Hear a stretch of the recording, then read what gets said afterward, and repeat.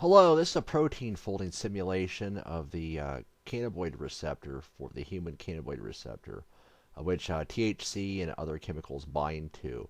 I use my AI A.R.I to fold this protein, and here's the different states of it. And that's pretty much it. I'll let you enjoy the rest of this animation.